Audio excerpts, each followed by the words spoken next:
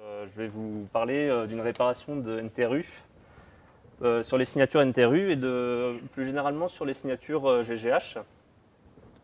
Ah, ça marche pas. Ah, si, ça marche. Donc voilà le plan que je vais essayer de suivre. Je vais d'abord vous présenter brièvement les réseaux et les quelques problèmes qu'on a dessus. Avant de vous présenter les principaux schémas de signature, donc celui de NTRU Sign qui a été proposé en 2002, celui de Lyubachevski qui est de Eurocrypt 2012 qui n'est plus le meilleur schéma de signature prouvé sûr mais qui a fait très bien.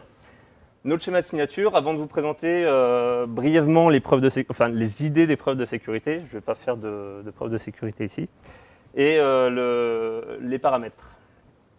Donc un réseau de dimension M, qu'est-ce que c'est? C'est un sous-groupe discret de Rm.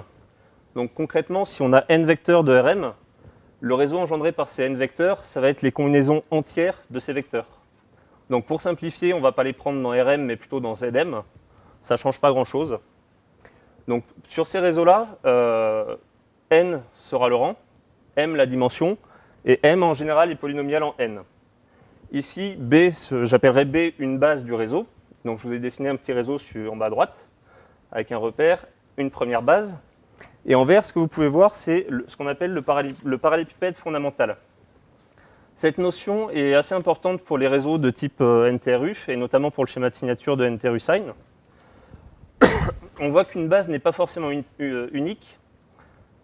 Ici, on a une autre base du même réseau, encore une autre, et ainsi de suite.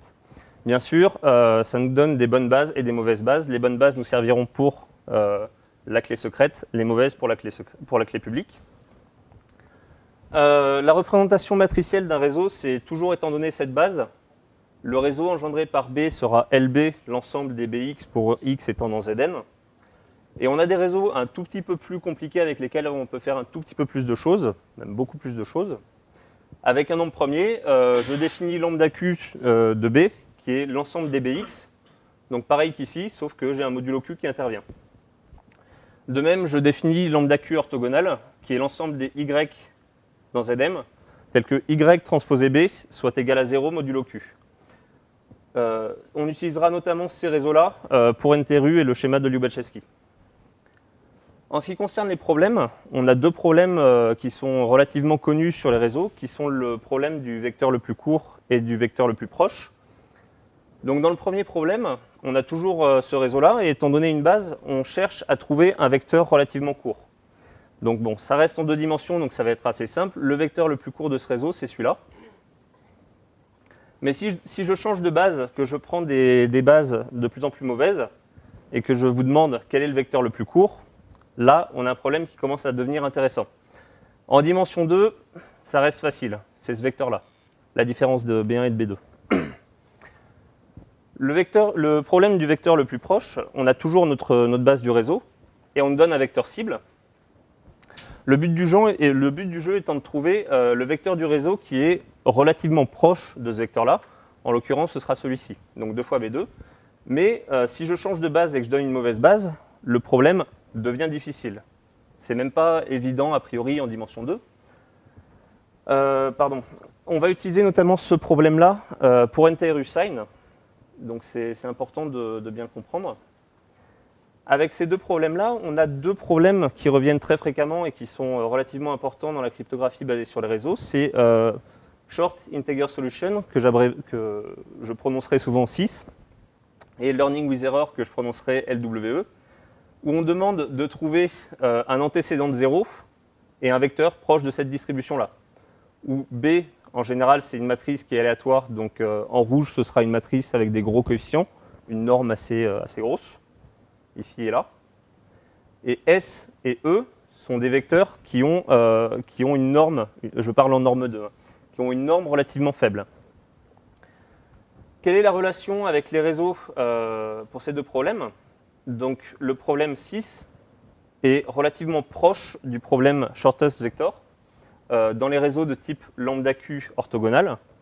Le problème LWE est assez proche du problème closest vector problem dans les réseaux de type lambda Q. Ici, on cherche à trouver un vecteur court du réseau. Ici, on cherche à trouver un vecteur proche de ce vecteur-là, que j'ai appelé R. Pour la plupart des applications, on demandera aussi à ce que S ait une norme assez faible. Donc je le mets en vert. Venons-en à NTRUSign. Donc NTRUSign introduit en 2002. Je vais passer directement avec les couleurs, ce sera plus simple. On a deux polynômes qui sont de petites normes. F étant inversible, on pose H est égal à G F-1. Donc H, comme il est composé en partie de l'inverse de F, il a une norme qui est potentiellement beaucoup plus grosse.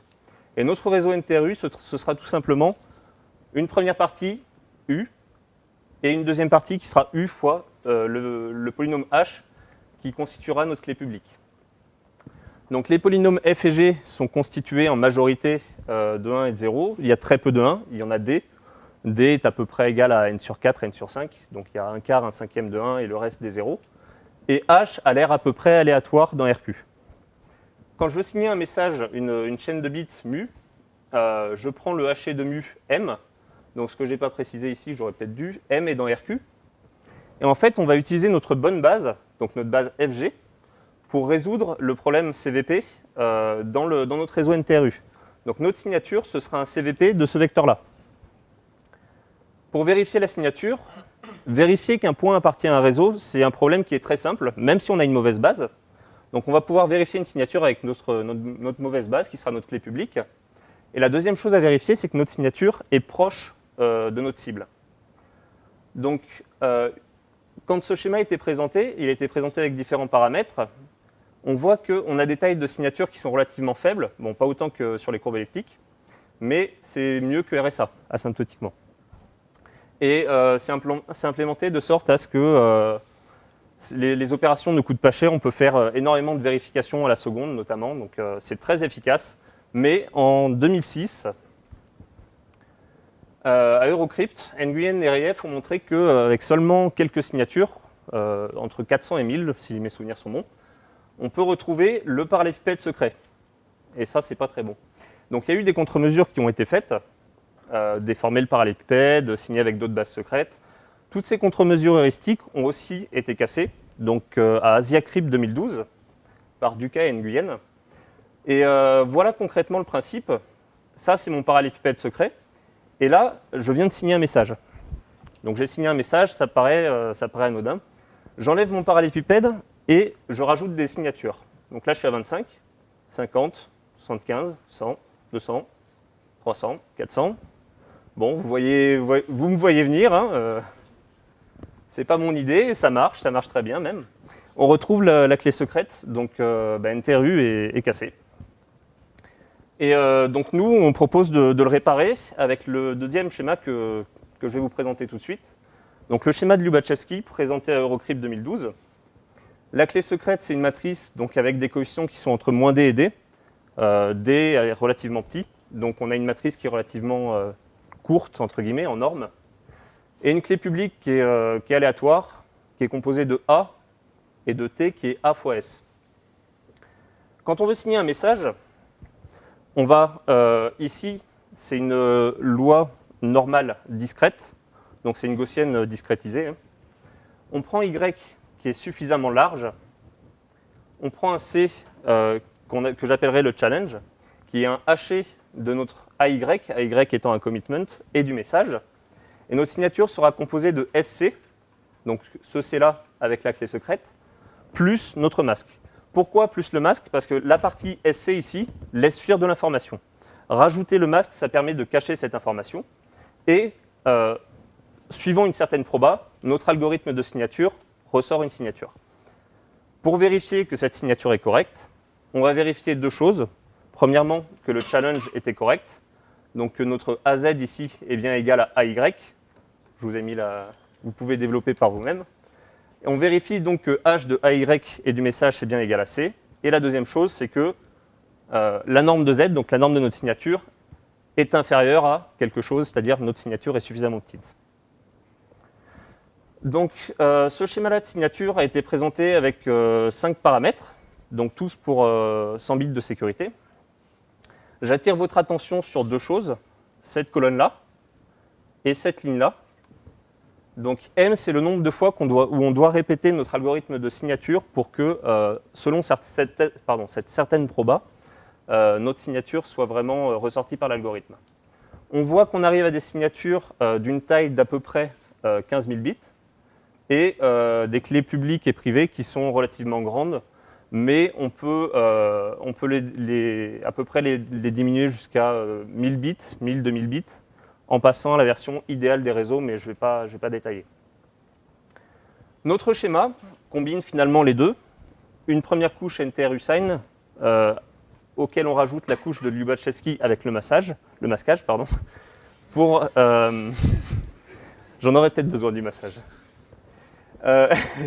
Donc on a notre clé secrète, et notre clé publique, toujours comme dans NTRU. On prend notre message qu'on veut signer, on génère notre masque comme dans le schéma de Lubachevsky. On a notre challenge comme dans le schéma de Lubachevsky. On a notre signature NTRU. Jusque-là, on n'a rien inventé. E, c'est notre challenge. S, c'est notre signature. E-S, c'est la partie de NTRU qui laissait fuir de l'information. Le Y ici, c'est la couche de Lubachevsky qui vient masquer la fuite d'informations, ce qui fait que notre signature est légèrement plus grosse, oui, mais elle est indistinguable dans la signature. Dans le X, on ne peut pas retrouver le E-S. Pour vérifier cette signature-là, on vérifie que notre challenge est correct et que la norme est petite. Avec ça, est-ce que c'est secure? Trois questions. Est-ce qu'on peut retrouver la clé secrète? Concrètement, est-ce qu'on peut retrouver une petite base à partir d'une grosse base? Oui, éventuellement, si vous avez un algorithme qui a un facteur d'Hermite relativement faible, c'est-à-dire vous avez un algorithme qui réduit très très bien les bases. Et vous avez de la chance. Et moi, je ne peux rien faire.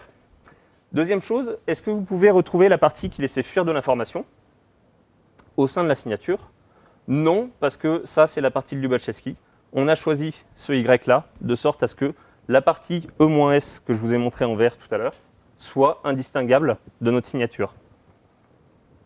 Forger une signature, est-ce que c'est possible? Je n'ai pas mis la démonstration ici, mais si on arrive à forger une signature, alors on peut transformer cette signature qui ne devrait pas être valide pour résoudre 6 dans tous les réseaux de type NTRU. Donc avec tout ça, on arrive aux paramètres. On propose plusieurs paramètres de sécurité. On voit qu'on a des signatures qui sont plutôt pas mal, dans le sens où finalement, on a baissé le nombre de fois où on devait répéter l'algorithme de signature avant de finalement sortir une réelle signature. Et en comparaison avec le schéma de Lubachevsky pour autant de bits de sécurité, ici, on était à peu près 14 500 bits. Là, on est à peu près à 12 500, 13 000. Au niveau des signatures, ça, c'est la version qui est proposée de base. En passant au réseau IDEO, on peut faire sensiblement la même chose. Donc, c'est vrai que ça paraît impressionnant, mais on peut diminuer ces tailles de clés publiques et clés secrètes en passant à la version idéale des réseaux. Donc, en conclusion, qu'est-ce que je viens de vous présenter? On a proposé une réparation de NTRU. Alors, la nôtre est basée sur 6 plutôt que sur autre chose. Il y a d'autres versions qui ont été faites, comme celle de Stelle et Steinfeld. Il y a aussi du Gaussian sampling qui avait été proposé par Gentry, Peckert et Vaikuntanathan. Je crois que Thomas vous en dira un mot sur Gentry, Peckert et Vaikuntanathan, donc je lui laisse cette partie-là. Notre réparation s'étend facilement aux signatures GGH. Et en prime, c'était pas le but. À la base, on voulait surtout réparer NTRU, mais il s'avère qu'on arrive à faire un tout petit peu mieux que le schéma de Lubachevsky d'Eurocrypt 2012. Donc, qu'est-ce qu'on peut faire pour continuer? Dans le papier d'Eurocrypt 2012 de Lubachevsky, il utilise LWE plutôt que 6. Ça lui permet de réduire encore la taille des signatures. Donc, ça pourrait peut-être être intéressant de nous baser sur LWE plutôt que 6. Ensuite, j'ai commencé par dire que le schéma de Lubachevsky n'était plus le meilleur prouvé secure. prouvé sûr, pardon. Il y a celui du cas d'Urmu, Lepoint et Lubachevski à Crypto 2013, qui en fait améliore la procédure de rejection sampling. Le rejection sampling, c'est ce qui est utilisé avant que notre algorithme de signature ne ressorte réellement une signature. On vérifie que les distributions vérifient certains critères, et ces critères-là sont améliorés dans le papier de Crypto 2013. Donc, si on base notre cryptosystème, notre schéma de signature sur ce papier plutôt que sur celui de Lubachevski, on pourrait s'attendre à pouvoir nous aussi diminuer nos tailles de signature. Diminuer nos tailles de signature, il me semble que les tailles de signature sont à peu près diminuées par 2 dans ce papier par rapport à celui-là. Donc c'est relativement bien. Et la dernière chose à faire, ce serait implémenter notre schéma de signature et le comparer. Est-ce qu'on est toujours aussi efficace en termes de vérification et de signature par seconde? La théorie ne le dit pas, il faut l'implémentation. Donc voilà, je vous remercie pour votre attention.